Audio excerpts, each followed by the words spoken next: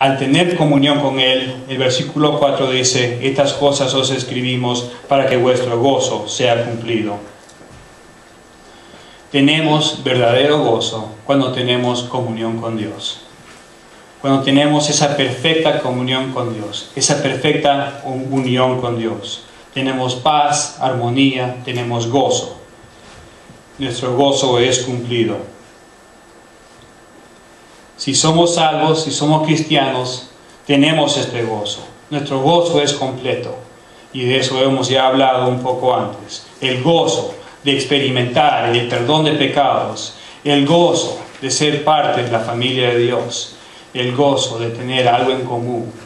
Que somos experimentados la maravillosa gracia de Dios. No nos olvidemos. ¿Qué es lo que impide nuestra comunión con Dios? El pecado. El pecado, el versículo 6, si decimos que tenemos comunión con Él y andamos en tinieblas, mentimos y no practicamos la verdad. Así que el pecado nos impide esta comunión con Dios. Hay otra cosa que tenemos en común, eso es la limpieza del corazón. Porque el versículo 7 nos dice: pero si andamos en luz, como Él está en luz, tenemos comunión con los unos y los otros, y la sangre de Jesucristo, su Hijo, nos limpia de todo pecado. Qué precioso es ser perdonados nuestros pecados. Qué precioso es permitir a Dios que alumbre nuestras vidas con luz. Qué precioso es ser salvado. El rey David en el Salmo 51 nos dice y clama a Dios, dice: lávame y seré más blanco que la nieve.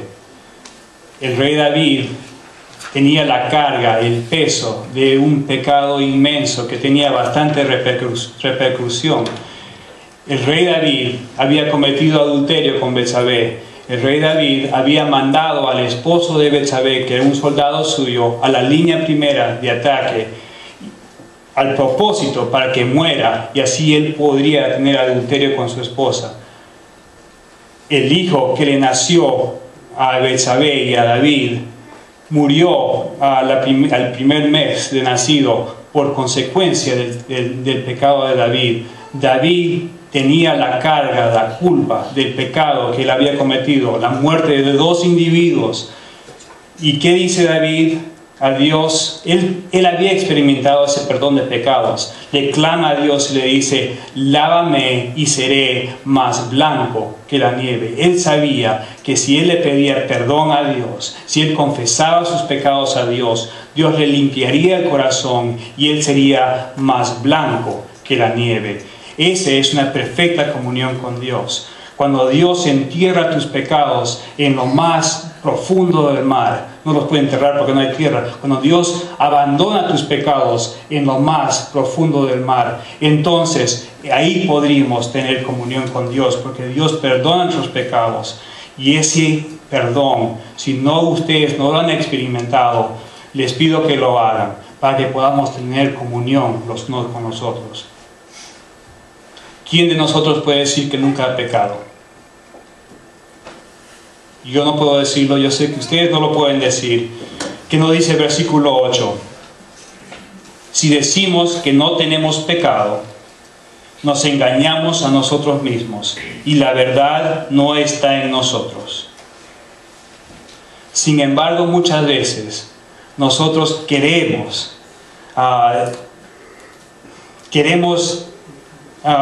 buscar mantener ciertos pecados dentro de nuestro corazón sin decírselos a nadie, sin confesarlos.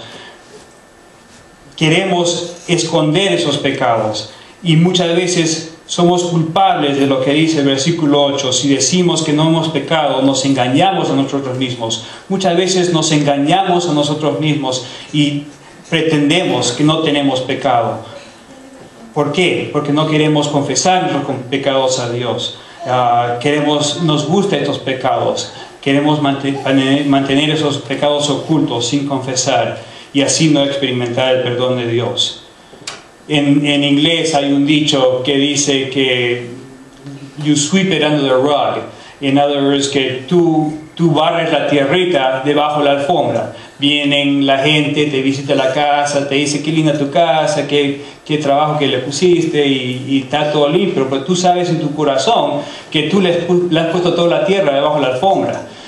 Dios ve debajo de la alfombra, Él ve tu corazón. Dios no solo ve el parecer exterior, sino Él ve tu corazón. Nosotros no podemos barrer nuestros pecados debajo de la alfombra. Tenemos la luz de Dios, tiene que alumbrar a nuestro corazón. Y así tenemos que confesar nuestros pecados a Dios. Y Él es el que nos puede perdonar. El versículo 9, qué lindo texto para poder memorizar. Si confesamos nuestros pecados, Él es fiel y justo para perdonar nuestros pecados y para limpiarnos de toda maldad. Ese es un versículo clave de la Biblia. Y está hablando a creyentes, está hablando a gente que ya ha experimentado el perdón de Dios. Si confesamos nuestros pecados, Él es fiel y justo para perdonar nuestros pecados y para limpiarnos de toda maldad. Si lo hacemos, como el versículo 4 dice, vamos a tener el gozo de Dios. El gozo va a ser cumplido en nuestro corazón. Y el versículo 10, si decimos que no tenemos pecado, que no hemos pecado, le hacemos a Él mentiroso y su palabra no está en nosotros. Es muy claro el texto. Él nos está diciendo que si no queremos deshacernos de nuestros pecados, Dios no está morando en nuestros corazones. Y eso es una mala situación. Cristo ya murió por nuestros pecados. El precio ya fue pagado. Quiero leer un verso más en el capítulo 2. Si usted se encuentra en una situación judicial, usted le conviene ir directamente al juez y explicarle al juez, ¿sabes qué? Yo sé que no soy culpable. O quizá decirle, sí, yo soy culpable, pero no quiero que me metas a la cárcel.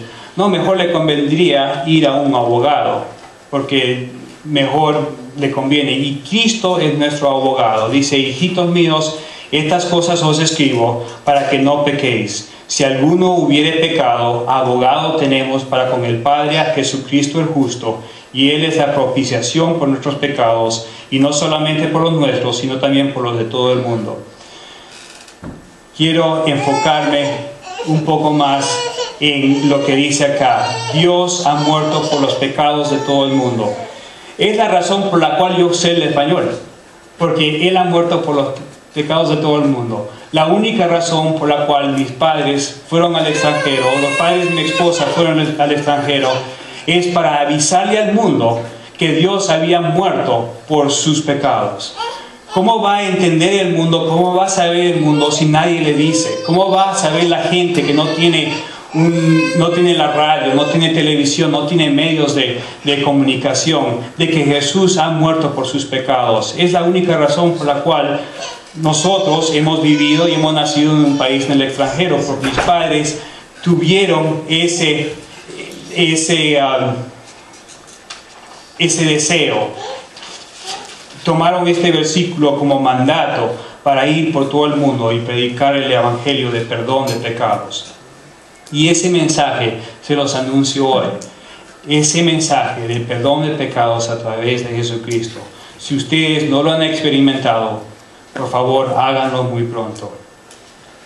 Y voy a concluir el mensaje leyendo un texto más, un texto de la Biblia en Salmos.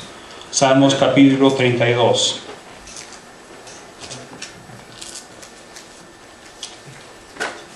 Y este es otro salmo de David, que había experimentado el perdón de Dios. Dice así: bienaventurado aquel cuya transgresión ha sido perdonada y cubierto su pecado. No dice acá bienaventurado aquella persona que nunca ha pecado. Acá dice bienaventurado aquel cuya transgresión ha sido perdonada y cubierto su pecado. Bienaventurado el hombre a quien Jehová no culpa de iniquidad y en cuyo espíritu no hay engaño. Gracias al Señor Jesucristo por hacer esto por nosotros. El Dios Padre no nos puede culpar de ninguna iniquidad porque Jesús murió en lugar nuestro.